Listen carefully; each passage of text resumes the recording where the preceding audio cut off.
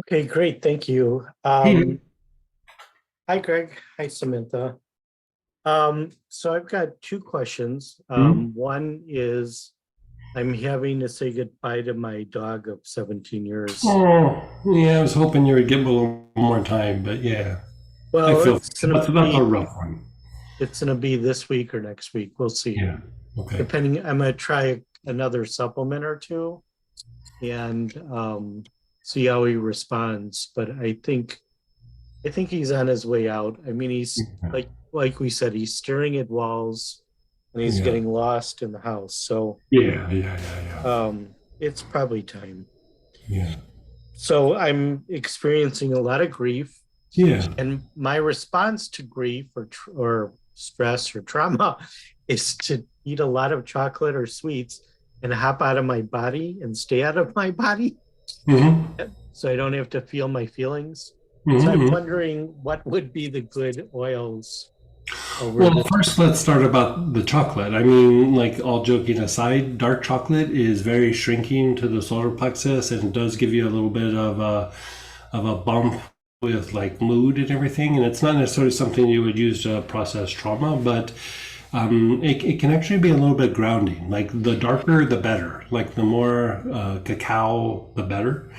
And so I would say let yourself have that indulgence. Like I I have a lot of chocolate and a lot of sweets. It's not mhm, just chocolate, and I'm not particular about my.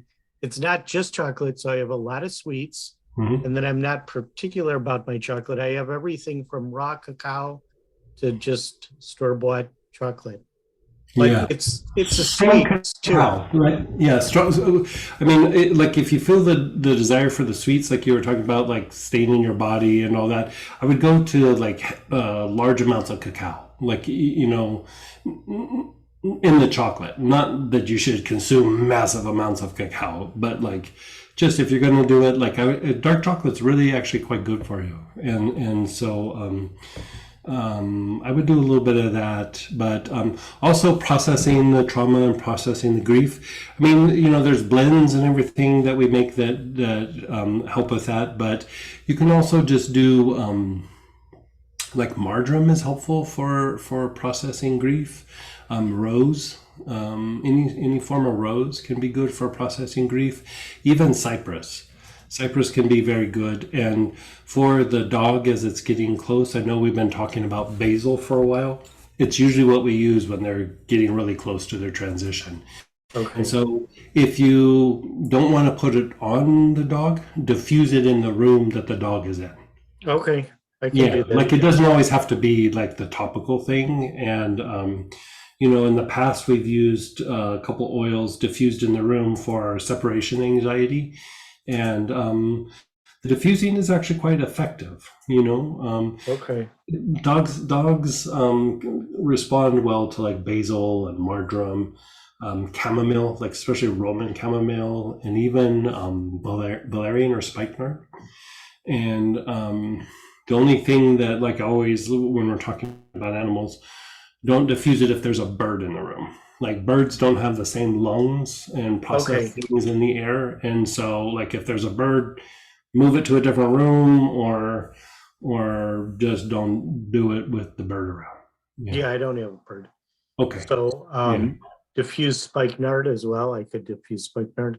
Yeah, yeah. I mean, you could rotate them. It doesn't always have to be the same thing. And Okay. I mean, it's kind of nice for you and nice for the dog at the same time. And yeah, you can kind of tell, like they kind of check out, and even when you give them attention, it's like they kind of reach this point where they kind of stop even responding to the attention or the affection, and they just the biology is driven. Like the dog that you knew is just kind of not there anymore. I mean, it happens with people too. Like Right. but you Right. can kind of tell, like it's just kind of time. Yeah. You know, Yeah.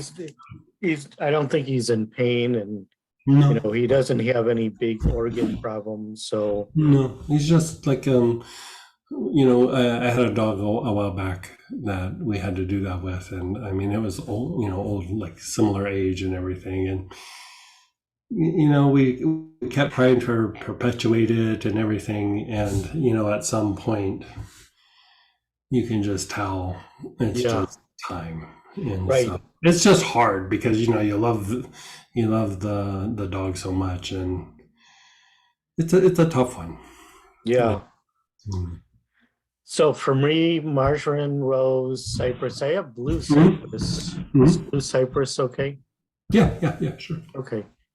Um, Yeah, I mean, if you think about it, like especially with a dog, it's kind of like unconditional love. Like right, when you have that dog, and it's it stirs more than just the loss of your little buddy. You, right. you know what I mean? There's a lot more Yeah, going on there than right, you know. So in therapy, people used to go, "I know it's silly." I was like, "It's not silly. Like I've been through it. Like it is not silly. It is a real thing. Like it is. It is